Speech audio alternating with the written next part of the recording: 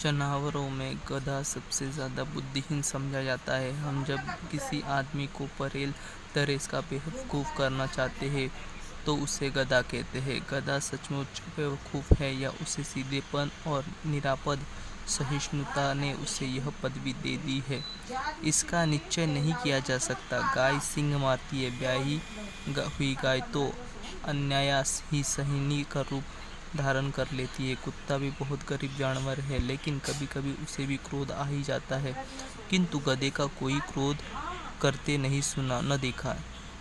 जितना चाहे गरीब को मारो, चाहे जैसी खराब सड़ी हुई घास सामने डाल दो, उसके चेहरे पर कभी असंतोष की छाया भी न दिखाई दे। बैसाख में चाहे एक आध बार वह कुलेल कर लेता हो, पर हमने उसे कभी खुश होते नहीं देखा। उसके चेहरे पर एक स्थायी विषाद स्थायी रूप में छाया रहता है।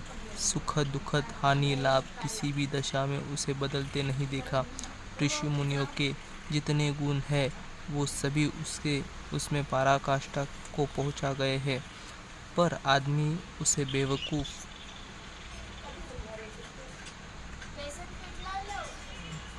कहता है। सद्गुणों का इतना अनादर कहीं न देखा। कदाचित सीधापन संसार के लिए उपयुक्त नहीं है, लेकिन गधे का एक छोटा भाई भी है जो उससे कम ही बुद्धिमान है, और वह है बैल, जिससे अर्थ में हम गधा का प्रयोग करते हैं।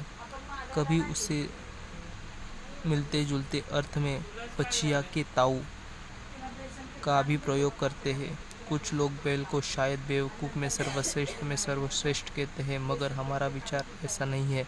बैल कभी कभी मारता भी है। कभी कभी अड़ियल बैल भी देखने में आता है, जो कई रीतियों से अपना असंतोष प्रकट कर देता है, अतः उसका स्थान गधे से नीचे है।